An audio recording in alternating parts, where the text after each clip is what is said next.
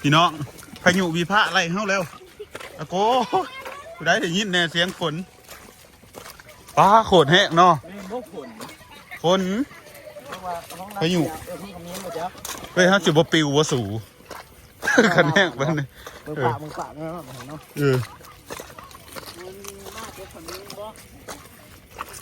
ปลาเสียงฝนอีดีทั้งนี้ซื้อทั้งนี้ฝนอีดีไปยุมีพระอะไรเขาแหละสู้หากับมะหอดแล้วหล่นพายุมีพระอะไรพี่น้องโอ้ยมานอนหน้มือนี้โอ้ยหล่นพายุมีพระอะไรสู้หอดอยู่บ่นี่หอดท่านอยู่บ่สู้โอ้ยแห้งแท้เสียงพายุแบบแห้งอ่ะป๋อสิตุ๊เสียงมาสิบปิววะสู้อะโก้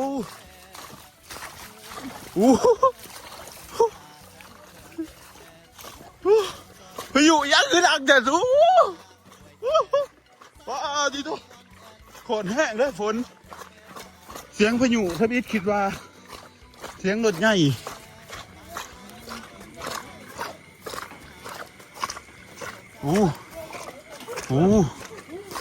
ป้าดิโตสูอีดีคือบ่เสื้อกูเห็นบ่ป้าสูอยู่มีผ้าถล่มเฮาพี่น้องมานอนหน้ามือแรกกูนอนบ่ได้แท้ๆสูป้าเสียง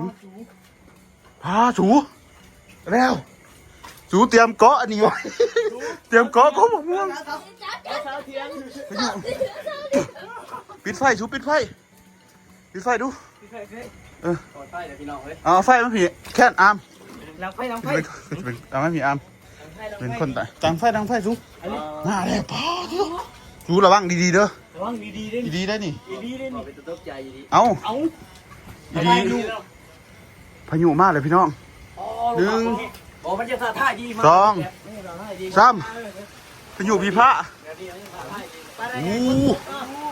ป้ากูว่าแม่นอันนั้นแต่พี่กูว่ารถใหญ่เนาะไฟบ่ว่าคือกูเอาเพิ่งไปข้างหน้าแม่นพายุบ่ถูมันบ่ทันมาเหาะได้นี่ถูขันมันมาไอ้ดีพี่เด้อแล้วเกาะโกกอันนี้ไว้เด้อก็บอกม่วงเด้อเพราะว่าขันมันมาไอ้ดีปิวในนอนเทียงตัวนี้ขันมันปิวจะแลนไปเบื้องไหนได้เฮ้ยเทียงงุ่มใส่ได้มาอยู่ล้อขันมันมาแห้งดีเขาอยู่มีผ้ามาห่อนเท่าเลยแล้วพี่น้องเด้อโอ้ตายกำลังมาแต่ใส่เห็ดเกือบบ่ทันป้ามาเดี๋ยวนะถูมาแล้ว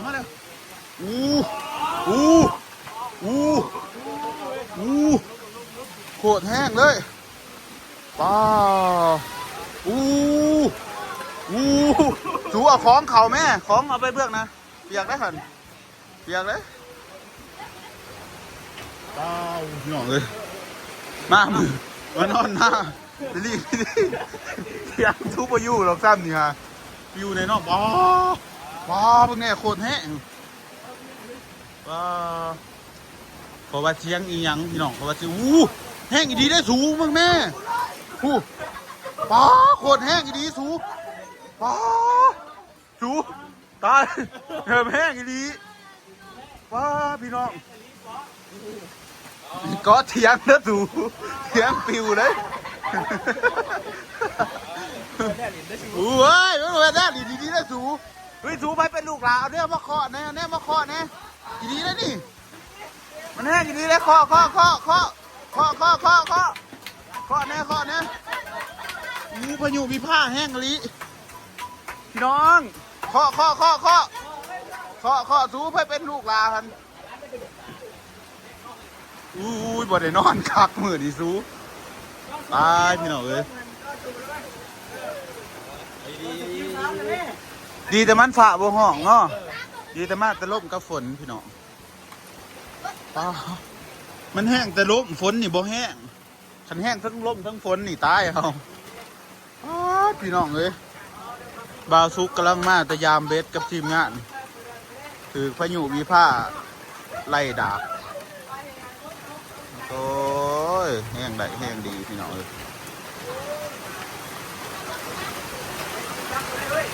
ดีแต่มาแต่ล่มเนาะฝนกับมาน้อยนึงฝนแห้งเติบอยู่อัดล่มแห้งกว่าเฮ้ยอู้ว้าพี่น้องพากันมานอนอยู่เถียงน่ะยามเบ็ดปลามือนี่ได้บอกได้มันเว้ยจังไหนป่ะนี่ปลาเฮาโอ้บ่ได้นอนแล้วแนวนี่เป็นจะได้เนาะยามเบ็ดเบิดขึ้นเบิ้งแห้งได้แห้งดีพายุก็ดิ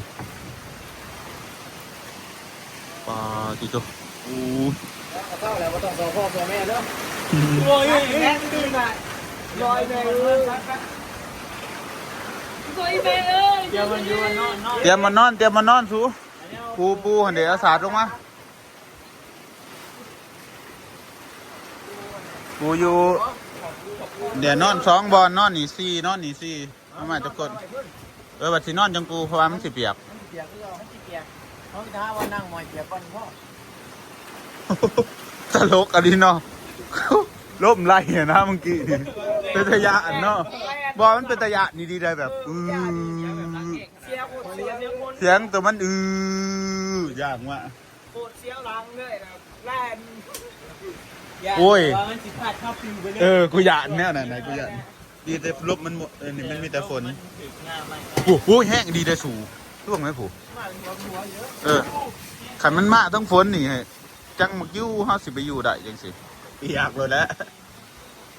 อันนี้มันมาแต่ลบอ๋อนี่สิหายเลยเฮ้ย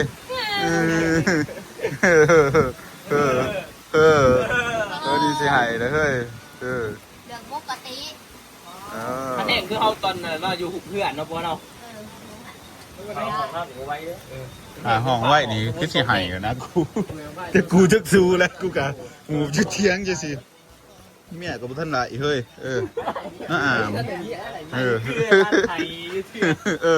คนกับชีวะซ้ำออยเรื่อเนาะเฮ้ยด้านไหนเที่ยงเดี๋ยวพายุคนหยันดีแต่มาแต่ล่มพี่น้อง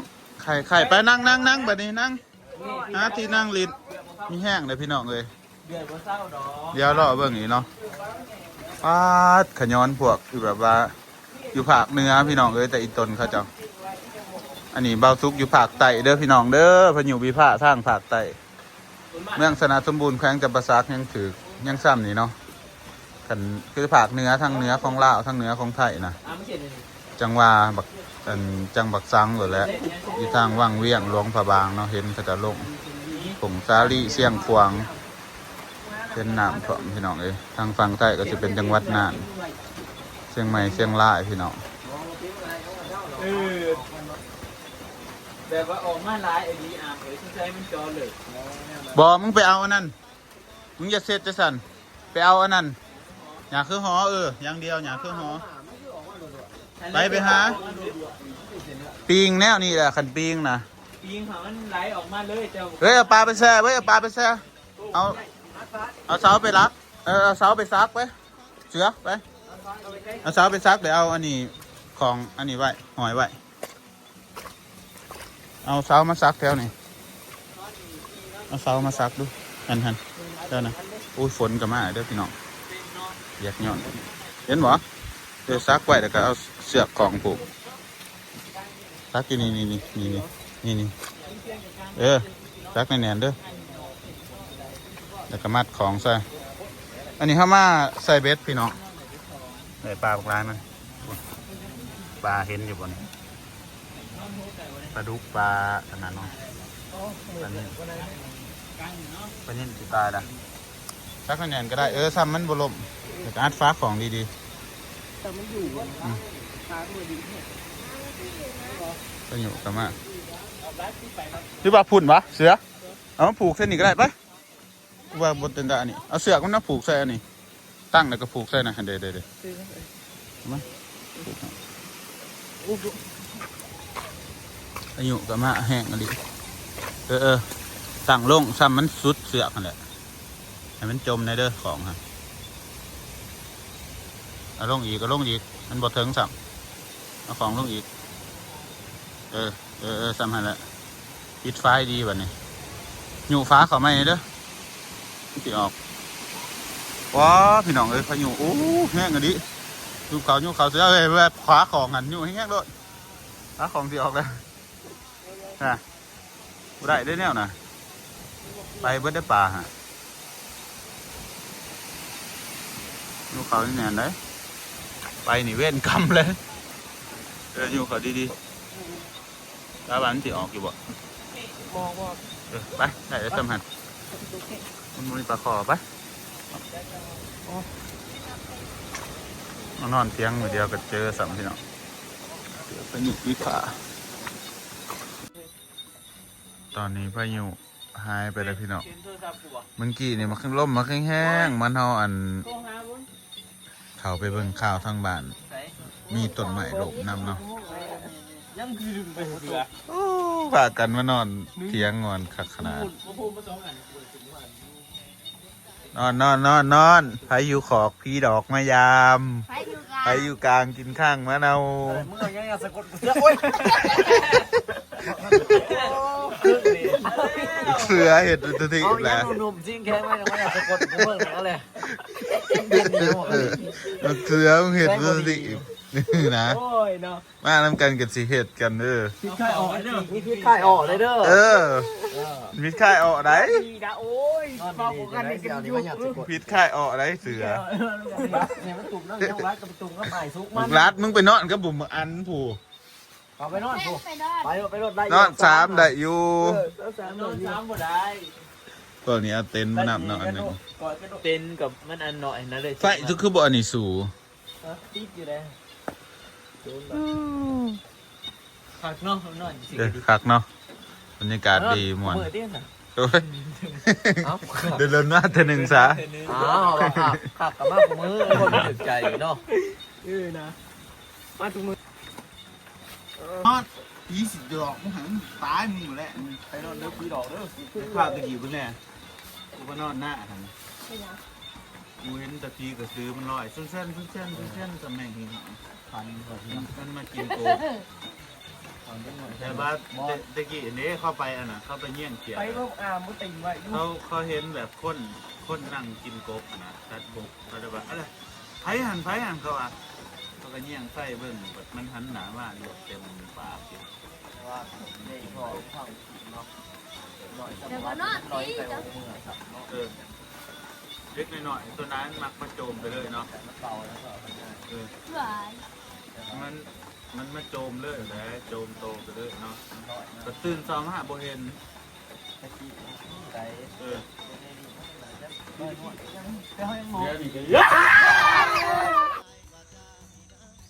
กับสบายดีพี่น้องสบายดีสวัสดีเด้อ FC เปิดสุขุสุขคนยินดีต้อนรับเข้าสู่2 วาสุคนยินดีพี่น้อง Good morning พยายามเบ็ดอันเมื่อคืนนี่มานอยู่เด้อพี่น้องเมื่อคืนนี่เฮาจับปลาตัวใหญ่ๆเนาะนี่ได้ปลานิ่นปลาดุกรวมๆ10 โต10 กว่าโตแหละปลาดุกมีเอียนน้ำ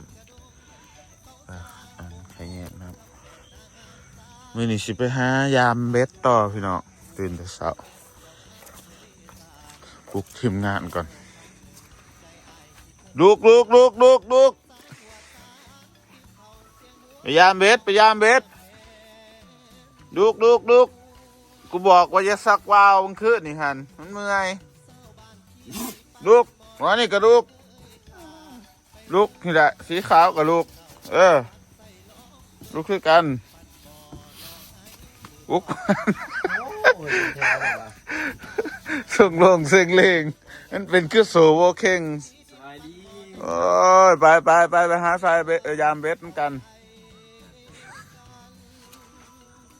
อะไรมันลูกมันกันเบิด เนี่ยเป็นยังเหมือนนี่ เป็นยังไงนี่ ไปดิลุกโอ้น่ะเห็นไหมลูกกระตีรับตรงรับตาขินขึ้นมาคือบอกได้ยังเบิ่งที่ยศตรงขึ้นนี่ฮันงานมันก็เป็นบ้านอนแล้วเห็นยังนะ เมื่อคืนนี้พากันนอนลืมเก็บเหงื่อพี่น้องลืมเก็บกระปูเลยมาเก็บอันตอนสาวๆกันจังหน่อยเป็ด100 ลังพี่น้องอันเก็บกระปูไปเสียบเพราะว่าเมื่อคืนนี้เสียบเหงื่อกระปูสูไผตาดีมั้ยแม่มาแม่เล็กน้อยสู้นี่พาไปมันสิปลามันบ่รุดเบิดก่อนเหรอวะกระปูกระลายอยู่พี่น้องหาง่ายอยู่เนาะโอเคย่างๆไปเด็กกะจับปูบเลยหาเป็นอยู่บ่แค่น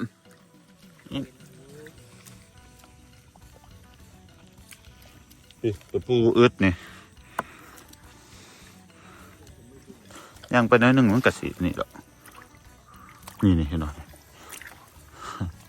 มันสารพัดสอนในกู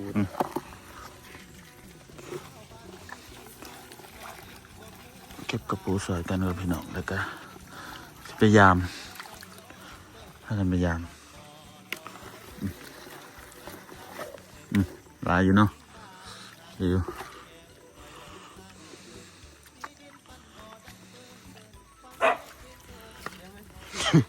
หลายคนหาสวยกันพี่น้องแป๊บเดียวหลายลอยแล้วเนาะไปเฮ้ยรุ่นหาเสียบไปเอาอันนั้นสุดท้ายไปเอาของไหมครับแม่เอาของ เอาเนี่ยมาใส่ด้วย เอาของกับแนวมาใส่กับปูเดี๋ยวก็เอาโทรศัพท์อ้ายมาในเด้อในอันนั้นในกระเป๋าหันเอาตัวนั้นหันเดี๋ยวเอาให้แค่นก็บอกเสือไปถ่ายกันถือปลาตัวใหญ่ถ่ายในเด้อว้าวว้าวว้าวว่าสิว้าวว้าวว้าวพี่น้องว่าสิเก็บถ่ายมัน ห่อไปขึ้น เด็ดคือมันคือดีแล้วอยู่พี่น้องปูกับหาจริงสิเดี๋ยวพี่น้องหาตามให้หน้าพี่น้องให้หน้าอึดปลาที่ตัวที่เฮ้ยเฮ็ดเสียทีมงานเนาะปลาไปบ่เฮ็ดอันเสียทีมงานให้ขึ้นซื้อทีมงานที่เดี๋ยวสิเฮ็ดแจกคนละโตเอาบ่ เอาว่าจะตั้งคือขึ้นหน้าตัวเราว่าจะได้ ทีมงานอิหยังเนาะ จะตั้งทีมงานไอ้นี่ดิ โอ้ทีมงานเที่ยงทำเอาได้อยู่บ่ทีมงานเที่ยงทำย่ำเที่ยงจังเฮ็ดเด้ไอ้พี่น้องเขาสิพากันไปยามเบ็ด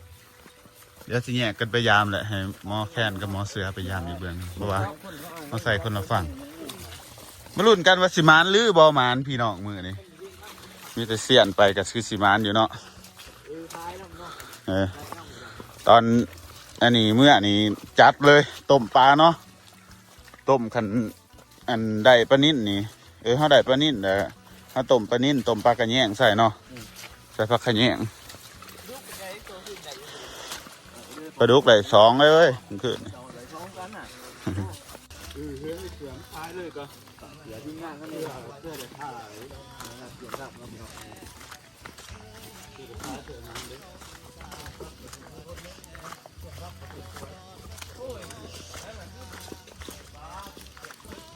นั่งขึ้นบ่ โอ้ยเพราะว่าผม พี่น้องเขาสิพยายามเวทให้สิแยกกันยามกลไปเบิ่งน้องเบิ่งเสียบอะไรง่ายเวทดีเด้อสูมันขึ้นนี่ เอาไปไหม ถือ เขาเลยเอาไปตักปลา เอาปะสูเนี่ยตักปลาเอา ใส่ปลา ใส่ปุ่มใส่ปลาช่องยางเด้อตัวเขา เทสโทรศัพท์เอาให้เขาเรา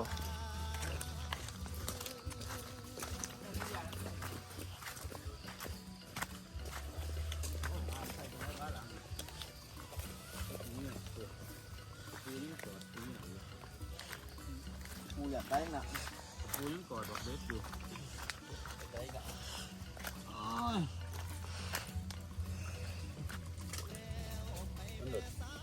แค่มีปลาหมดแล้วเลยไปพี่น้องเดี๋ยวเขาเสียให้เบิ่งหวานมันหรือประมาณเนาะเขาเบิ่งก็ได้สุดละจ้าจะต้นยะเนาะตู้ไปพี่น้องเพื่อเห็นพ่อโตยามมาจนเมื่อยโอ้ยไม่มีสัญญาณตอบรับจากเลขไม้ที่เส้นเดียงในขณะนี้ อยู่ป่าโอ้ยคน อันขึ้นในฝนตกเจ็บเนี่ยกระปู เดี๋ยวมาลุ้นกันตอนเพลนพี่น้องมาสิมานอยู่บ่คันคันตอนเพลนประมาณกับสิกูเบสตอนเพลนเท่าไหร่กะอันยาบต่อตอนแรกเพราะว่าเมื่อวานนี่ตอนเขามาใส่เขาเสียบปลาดุกเก็บเนื้อขี่กระเดือนพี่น้องแล้วมานอยู่ได้ปลาดุก2 โต 3 โตแล้วก็ปลานั่นปลานี่แน่สีเอี้ยนแน่มาเมื่อคืนนี่มาเสียบกระปูพี่น้องมายามตอนเช้าเพราะท่านเห็นพอโตไปยามต่อไปอีกพี่น้องหากินแน่นี่แหละเชื่อกับมานนั่นเชื่อกับประมาณชีวิตบ้านเฮา สบายดีครับเงินเฮาสิมาสวัสดีครับ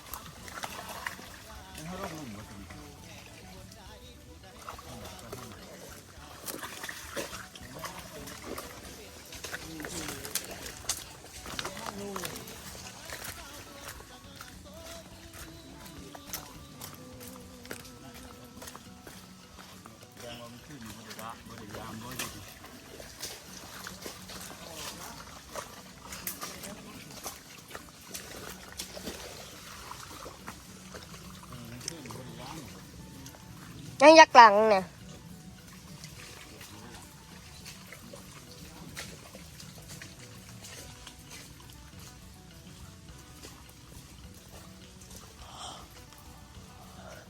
เมืองตอนเพศเสือมา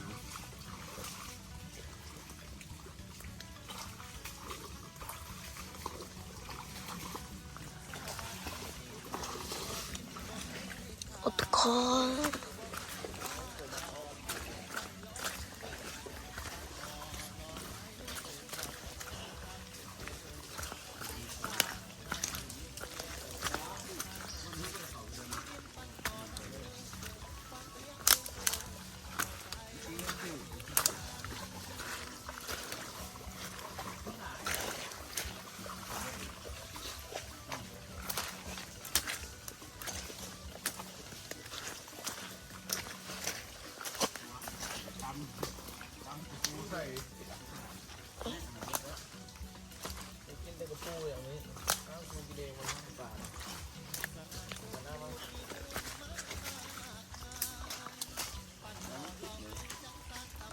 เล่นบอกผู้ชายอยู่หลังนี่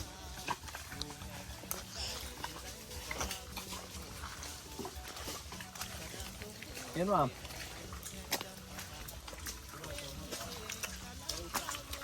พ่อบอก ป๋าถือเลยตัวใหญ่เป็นป๋าอยู่ตัวอยู่ทางน้ำเนาะใส่ซอยเลยโอ้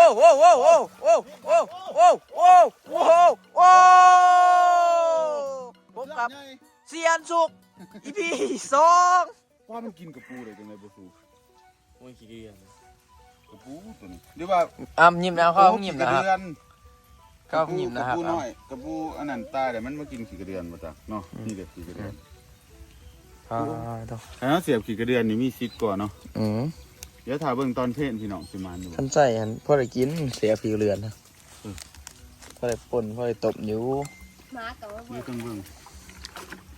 มาดูดล้างต่อไปคือสีลึงๆนะเมื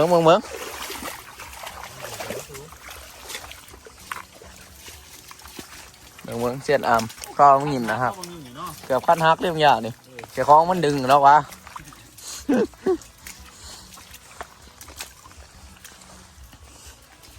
เจ๊เสียนอาม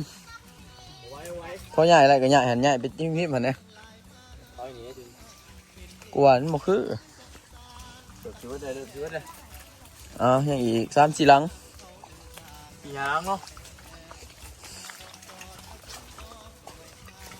กระปูนี่หมดถือน้องโมยเนี่ยมันหาวเนาะเบิ่งเลยละมาเสียบเนี่ยในหลังนี่มาเสียบเนี่ย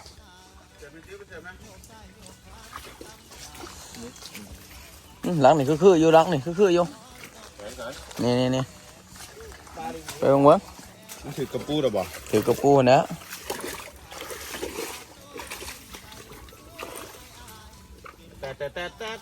โอ้ใหม่นะ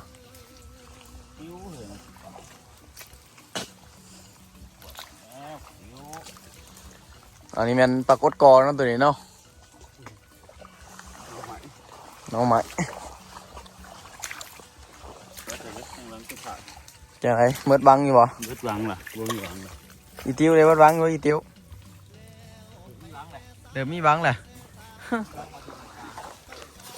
ยังล้างอยู่ถ่ายเนาะปลาคอตัวสำคัญอยู่ไหม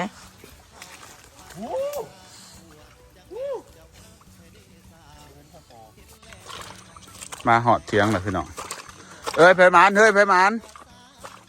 เจ๊กโตบ่ได้พ่อโตแล้วก็กีฬาเอลีได้แล้วเนาะ ตัวเดียว เรียกกันตัวบักใหญ่สำแคนอะไรเด้อดุมันจะไปถือเดี๋ยวปลาเสื่อม สร้างเป็นบ่ถือพ่อโตเนาะเสียขี้กระเดือนยังไข่ก่อนดอกแนวนี่เดี๋ยวถ่ายเบิ่งตอนเพศสิมานอยู่เสียบกระปูพี่น้องเอ้ยถ่ายเบิ่งตอนมันแดดเพราะว่ากระปูนี่มันสิมานตอนแดดฟังเบิ่งตอนเพศครับบ่ถือกระกูคันถือกะรุ่นตอนแรกอีกเก็บของครับบัดนี้ไปพี่น้องเมื่อบัดนี้ทีมงานหากินประมาณแต่ว่าบาบ่ได้อยู่กลางคืนนี่เขาได้อยู่ประมาณก็ยังอยู่รวมเบิดก็ได้เนาะตายวัดป่าตัวนี้กูยังเป็นอยู่สูทนขนาดวะไปเมื่อต้มกินวันนี้เห็ดกินอบก็อบอยากอบก็ดิไปขึ้นเอา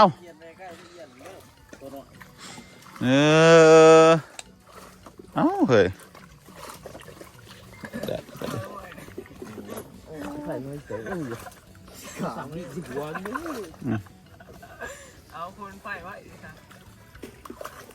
ขึ้นพี่น้องขึ้นอยู่ดีไม่แห้งลำแดงลำด้วย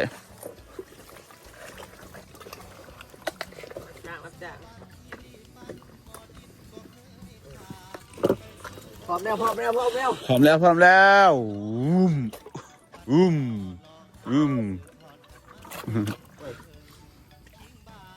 ้วเดี๋ยวจะออกกลางแล้วเรียกถิ่มลงมาใส่ไหม เดี๋ยวมื้ออันนี้สิ5 เซต5อันนี้ก่อนหารเห็ดเสือก่อนโตเท่าไรเนาะทำงานเที่ยงทับ ทำงานเที่ยงทับ ใส่ มาแต่เอาหูบนะเอาโลโก้ก็พอละ หน้ามาแกสั่นแกเนี้ย แขนสั่นเลยเว้ยที่ว่าเอาแขนยาววะแขน หน้าแล้วเดี๋ยวครับของที่เขาใส่ แขนยาวใส่เบียร์แขนยังเนาะ ใส่ให้มันหน้าสวยเลยตอนน้ำแกะไปเดี๋ยวแกะว่ากี่เดือย แต่ว่าแขนสั่นโอ้ยใจเย็นที่เอา สันมันกับถือกลัว แขนสั่นจะเป็นอีกแบบหนึ่งพี่น้องโอ้ ว่าแล้วว่า ได้ใจดีสปอนเซอร์เฮาหน่อยเด้อ เป็นเสือเนาะเห็ดมาขายเนาะสูอะไรยับไปเบื้องนั่นนะยับไปเบื้องนั่นนะมากับพ่อมา เสือข้างเขาเลยเสือข้างเขาอะไรสูแค่ยับไปเนี่ยว่าอยากเปียกต้นทางเลยนี่ใส่แนวสาแนวแสมันฮะยับไปอีกอย่าตีอะไรอย่าตีที่ไหนจะกลัวอย่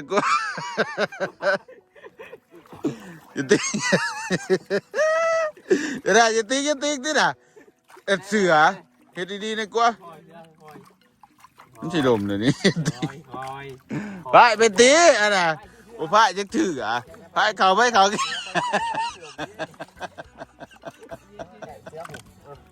เดี๋ยวไปก็จับเดี๋ยว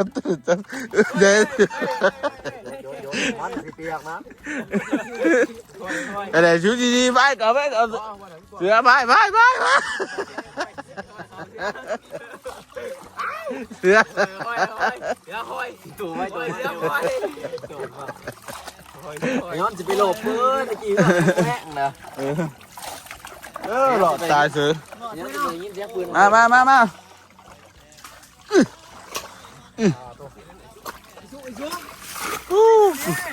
กูออกพอดีเพื่อเบาแว่งเลยเนาะนักบักแค่ทำ2 หน่วย น้ำมันใหญ่เนาะน้ำไข่เนาะ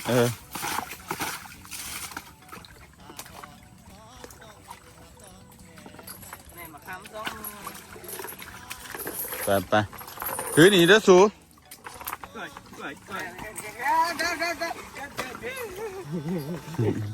เอาถือหนีน้ำเสือ เขาบนนี้ไหนใครทำ เมื่อฮะต้มกินพี่น้องมานี่ได้อยู่น้อยหนึ่งน้อยหนึ่งเทิงปานกลางมือตำอิดโอเคอยู่สำนี่ก็ได้ใช้ร้านบ่ได้เต็มเครื่องของอยู่เนาะ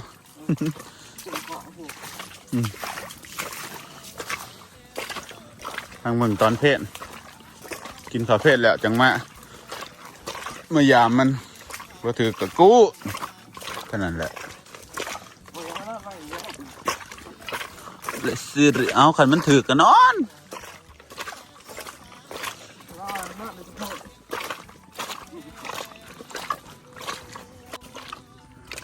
บรรยากาศงามมาเลยพี่น้อง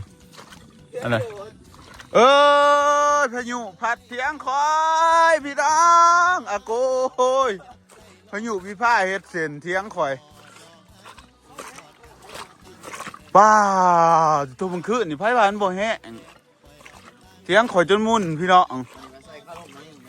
ว้าวที่ตัวตายเถียงกูอาโกยถ้าบีดว่าสิมันนั่งดินอยู่นี่บัดเพะเกือบบลอดรักจนทอนพายุวิภาเขาขึ้นนี่พี่น้องมุ่นเบิดเทียงว่าสุกแล้วมีคนมาหมางป้าแต่มันหักแนวนี้เลยอยู่ตรงแกะแสดงมันล่มมันมาทางนี้มันตีมาปึกแตกจั่วเลยมุ่นเลยแค่เลยรักถอนโอ้แห้งเป็นแห้งเนาะสังกะสีจึงเปิดมันขึ้นมาเตียงคอยมุ่นไปมันนี่เตียงเอาไว้นั่งเย็นนั่งร่มพี่น้องขันนอนอยู่พอดีได้อันนี้เลยมีคนบาดเจ็บหัวแตกแน่นอนไปนอนอยู่เทียงปากเนี่ยมันขึ้นเทียงบ่อคำสิงขันนอนอยู่นี่มันขึ้นนี่พอดีเลยปิวเลยครับเฉพาะเขาจังว่าแห้งเนาะมันแห้งอีดีเลยยังขึ้นมาอยู่มันบนวันดุก็ไม่เห็นถึงปลายนิดหนึ่งเลยผม ฝึกปลายมันเนาะ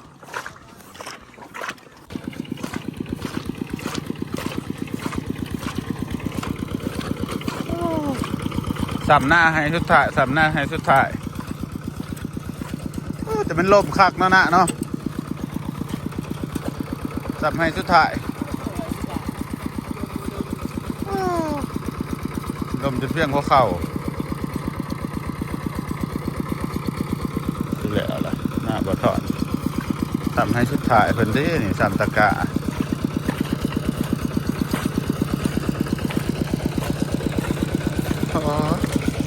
กะมันสันใหญ่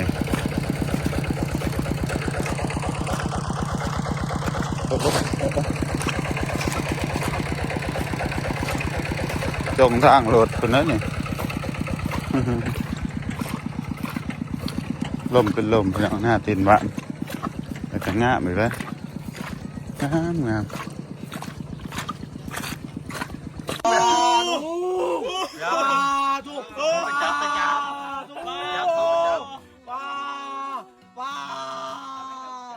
ไปจับเนี่ยเนี่ย โอ้ยเอามัน เอามันเห็ดเนี่ย มันเป็นปีกกิน หนอกดิอู้ แต่มัน ต้องจับไหลมันใส่ยัง มันมาจากไหนเนาะมันบืนมาเนาะกูว่าเนาะ วิธีปลาตัวนั้น เดี๋ยวนี่ครับ คอยเด้อมันจะไปพุ่น ฟาดิ ว่าเอาตัวเป็นได้อเฮ้ย แน่ โอ้บ่ได้กินจ้อไอ้สู้ กลัวแล้วจับมันบ่ได้ ถ้ากูจะไหล